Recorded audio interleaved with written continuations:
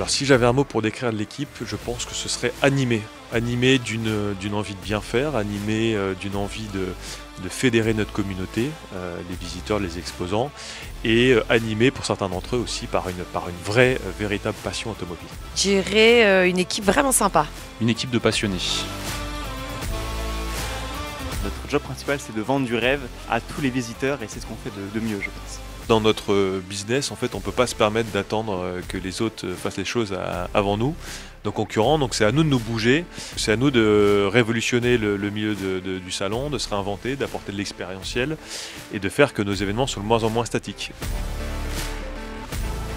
Des chiffres qui sont à la hausse avec une multitude de records qui ont été battus, donc c'est évidemment une fierté. Ce dont je suis le plus fière, c'est d'avoir réussi une si belle édition de Rétromobile 2025 avec encore plus de visiteurs et de l'avoir fait aux côtés de l'équipe, avec l'équipe. Et moi, la fierté, elle réside plus dans la montée en gamme de tout le salon, que ce soit sur les expositions, sur la qualité des stands, la qualité d'exécution, la qualité de la communication, et ainsi de suite.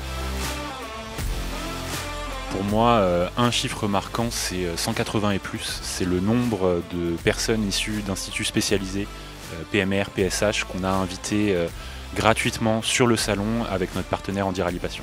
Alors une petite anecdote sur les chiffres qui m'a marqué, c'était pendant le salon Rétromobile, puisque c'était la première fois en 10 ans qu'on a cherché pendant longtemps quel était le problème, puisqu'on pensait que les chiffres étaient tout simplement pas bons tellement ils étaient élevés. Et en fait non. Bravo, bravo! C'est la première fois qu'on a 53% de retombées à l'international, donc ça montre vraiment que le salon n'est plus du tout franco-français, il a une portée beaucoup plus importante. Deuxième satisfaction, c'est d'avoir fait un record en termes de visiteurs. Le précédent record était de 131 000 et cette année on a clôturé le salon avec 146 000 visiteurs. Je pense que des moments de doute, de stress, il y en a sur tous les événements, notamment pour ceux qui font des plans, ils le sauront. Mais dans le fond, on sait que rien n'est insurmontable, surtout quand on est une équipe comme celle de Rétro. Il n'y a que ça, des belles anecdotes sur un salon, du début jusqu'à la fermeture, donc c'est que des beaux moments. Un des meilleurs souvenirs du salon, c'est que le soir, on avait tous des poches sous les yeux comme ça, des valises presque.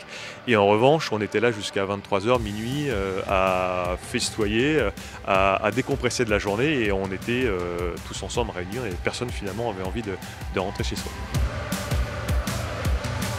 Programme chargé, ambitieux et plein de passion et de promesses qu'on va essayer, qu'on va tenir et qu'on va dépasser.